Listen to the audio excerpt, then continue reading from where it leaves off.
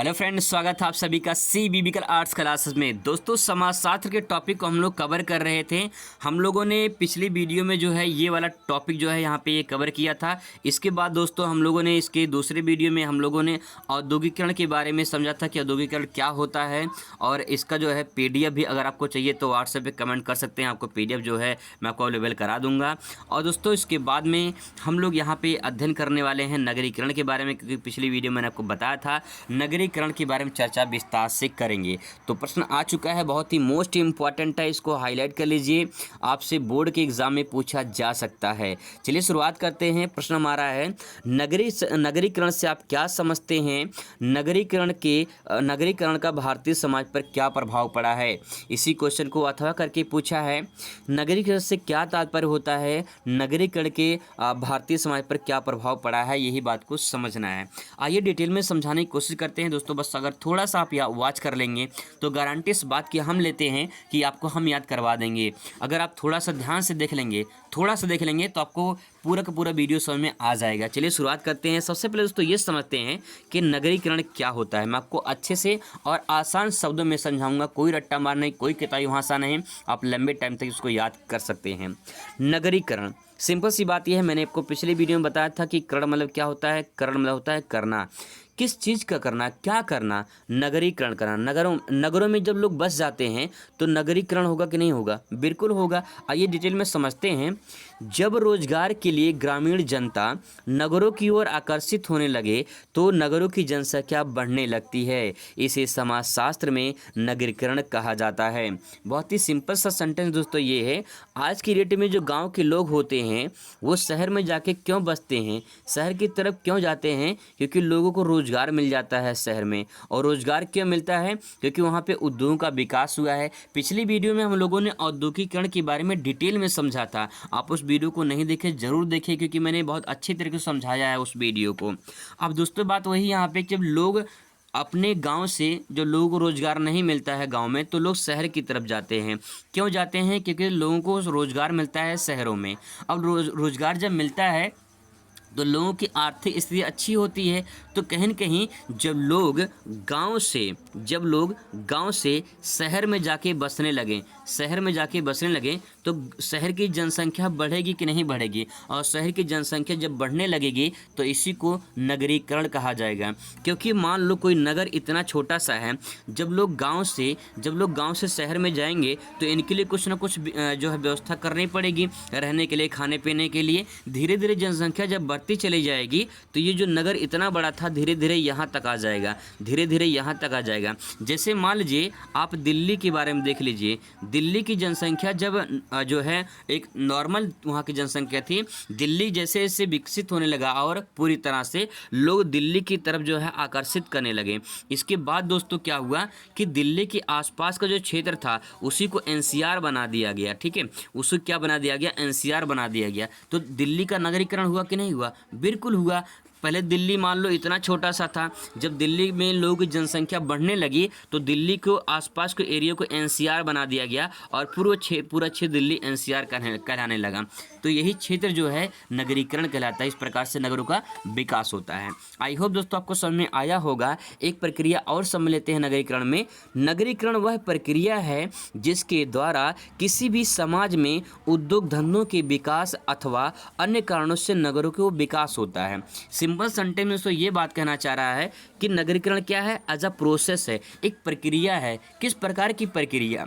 जिसके द्वारा किसी समाज में उद्योग धंधों के विकास अथवा कारणों से नगरों का विकास होता है। बहुत सारे ऐसे क्षेत्र हैं आपके गांव में, ऐसे गांव का एक बाज़ार होगा, उस बाज़ार में बहुत सारे ऐसे बाज़ार हैं जो पहले जैसे थे आज वैसे नहीं हैं, उनकी स्थिति बदल चुकी है, वो और विकसित हो चुके हैं, उनका विकास और हो रहा है। तो कहने का तात्पर्य विकास क्यों हो रहा है? क्योंकि लोगों को वहाँ पर आवश्यकताओं की पूर्ति हो रही है। जो लोगों की आवश्यकताओं की पूर्ति होगी तो वहाँ पर आकर्षित होंगे, जो आकर्षित होंगे तो वहाँ पर लोगों को अच्छा लगेगा और वहीं पर लोग रहना पसंद कर देंगे। ठीक है। तो यही जो है नगरीकरण कहलाती है। अब दोस्तों यहाँ पे सबसे इम्पॉर्टेंट पॉइंट यहाँ पे ये है कि नगरीकरण का प्रभाव क्या है। मैं दोस्तों आपको हमेशा कहता हूँ कि आंसर लिखने के कई सारे तरीके होते हैं। अगर आप स्मार्ट तरीके से आंसर लिखते हो तो आपको पूरा नंबर मिलता है। नंबर मिलने के लिए आपको कुछ ना करना पड़ेगा, कुछ अलग करना पड़ेगा, लोगों से अलग अपनी कॉपी लिखनी पड़ेगी। यहाँ पे लिखा है नगरीकरण का प्रभाव। अगर मैं चाहता तो नॉर्मल ऐसे भी यहाँ पे 1 पॉइंट 2 पॉइंट ऐसे लिख के आराम से लिख सकता था, लेकिन डायग्राम के माध्यम से मैंने आपको समझाने की कोशिश किया है। इस डायग्राम को देखते ही एग्जामिनर दोस्तों गारंटी है, एग्जामिनर देखते ही इसको आपको 1 नंबर इसी डायग्राम पे दे देगा। कोई डायग्राम पे नंबर नहीं देता है, लेकिन जो है अगर आप अच्छे से प्रेजेंट किए हैं तो आपको डायग्राम पे नंबर पक्का 1 नंबर जरूर मिल जाएगा। और इसके बाद जो है जब इसके बारे में एक एक करके आप लिखेंगे तो आपको इसमें जो है अलग से पूरा नंबर मिलेगा। अगर क्वेश्चन 10 नंबर में पूछेगा तो 10 नंबर लाने के लिए आपको पूरा अच्छे से लिखना होगा। आइए इसको समझने की कोशिश करते हैं नगरीकरण पर क्या प्रभाव है। देखिए जब नगरीकरण होगा तो उसका प्रभाव क्या होगा, प्रभाव क्या इफेक्ट डालेगा। ठीक है, जैसे मान लो जब बोर्ड पेपर देने जाओगे, ठीक है, जब बोर्ड पेपर देने जाओगे तो बोर्ड पेपर में उसका जो है देने से आप पर क्या प्रभाव पड़ेगा, कुछ प्रभाव पड़े कि नहीं पड़ेगा। भाई आपका रिजल्ट कैसा आएगा, वो तो बोर्ड परीक्षा देंगे तभी तो कुछ असर पड़ेगा आप पे। तो जो बोर्ड परीक्षा आप देंगे उस परीक्षा देने के बाद जो प्रभाव पड़ेगा वही इफेक्ट आपका प्रभाव कहलाता है। ठीक है, तो यहाँ पे नगरीकरण क्या कहलाता है, नगरीकरण क्या कहलाता है कि जब लोग गांव से शहर में बस जाएं तो उसे कहते हैं नगरीकरण। अब उस नगरीकरण पे जो यहाँ पे जनसंख्या बढ़ी है उसका क्या प्रभाव पड़ेगा ये हमको समझना है। आइए समझने की कोशिश करते हैं। देखिए एकांकी परिवार में वृद्धि होती है। पहले जो संयुक्त परिवार हुआ करता था दोस्तों, जो संयुक्त परिवार हुआ करता था, ये संयुक्त परिवार अब अलग अलग जो है परिवार में बंटने लगा है। आज की डेट में कोई संयुक्त परिवार में रहना चाहता है, कोई रहना नहीं चाहता है, बहुत कम देखने को मिलेंगे। और शहरों में जब लोग जाके बस जाते हैं तो वहाँ सिर्फ अपना परिवार लेके जाते हैं और अपने परिवार ही बस कर ही एक एकांकी परिवार बनाते हैं। एकांकी परिवार का मतलब ये होता है वो परिवार जिसमें माता पिता हों और इनके बच्चे हों। जो इनके बच्चे होंगे वही इनके बच्चे ही इनका परिवार कहलाएगा। इस पूरे परिवार को एकांकी परिवार के रूप में जाना जाता है। जो यही परिवार एक संयुक्त परिवार के रूप में रहता था वही परिवार जब शहर में जाके बस जाता है तो सिर्फ अपना परिवार लेकर जाता है। तो एकांकी परिवार हुआ कि नहीं हुआ, बिल्कुल एकांकी परिवार हो गया। तो एक प्रभाव तो यहाँ पे ये डाल रहा है कि एकांकी परिवार जो है उसका विकास हो रहा है, उसमें वृद्धि हो रही है। संयुक्त परिवार से लोग अब एकांकी परिवार की तरफ आकर्षित हो रहे हैं। यही दोस्तों समाज की सच्चाई है, इसको समझने की कोशिश करते हैं। समाज में हमें क्या घटनाएं घट रही हैं, समाज में क्या हो रहा है, यही बात जो हमें यहाँ पे समझना है। इसके बाद तो फैशन का बढ़ावा। देखिए जब लोग गांव में रहते थे तो गांव में उतना फैशन नहीं हुआ करता था, लेकिन जब लोग शहर में रहना शुरू कर दिए तो शहर के जो रीति रिवाज हैं, जो वहाँ पे फैशन वगैरह हैं वहाँ पे अलग हैं। तो लोग अब क्या होता है कि शहरों में फैशन का बढ़ावा बढ़ता जा रहा है।